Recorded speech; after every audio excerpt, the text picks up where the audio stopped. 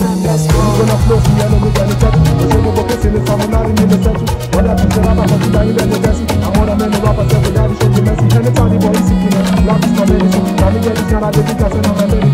Love is like this, we don't send anybody, papa. Let's go to the guy, let's die, it's my papa. Walking about the stuff, I want to go to the papa, papa, to my phone, my papa, put on the paraga. Then what you want to say, to I feel good, Aruga. I hate to my body, listen to the Caribbean, listen to my rap, listen to my flow. I can't see my party, the whole day to my soul. Okay, but then it's who I is, the who never so to man, it's just a come on the new party, and so I know the hammer to see my first of bravo. Sana sola me, they met on me, never, don't move to for the Seneca, and you can sell me. I'm a two of body, the Olosho, the fellow, the funny, one better than one with Animuja. I think we're going to die, the body Animuja, go, I the Pulova, I know the paper Puliva, only one is at the car, Pama, the Jerry Lega, or the Dula, or the Dula Ramusa, or go to a table by the seller, what he can do, anybody to me, money to pass you down for, and it's in the Galaxy, most of the afro, what else no bad, anything more powerful, anything more fast, shop on your motor. I'm not going to go, there are five bushes to be, but there are the Pulova, there are five of them, oh, Pulova, that is the Galaxy, that is the son of Yarikuma Kanaki, when you were the son of Watimala, that's how I will start. Now, what about the city? Come out with that, so much of the motor. Oh, you're not going to know, there are five of them, but that is the most of them,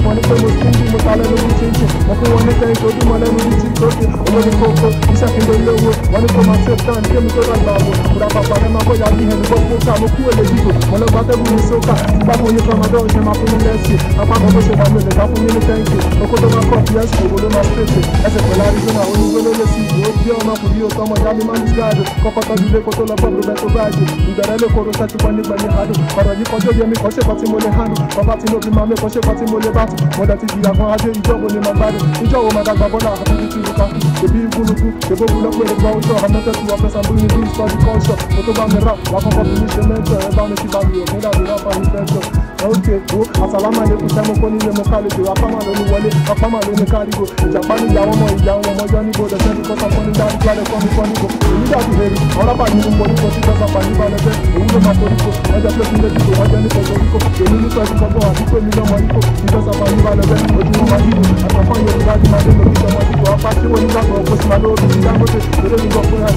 or the Fishamote, every time that you put them on the foot and kill, only be the hair, and you will never be the same, and your life will never be medicine, because you got him, an ambition.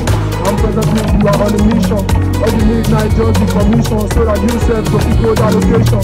Bounties will never be your portion. Every hustler must have occupation.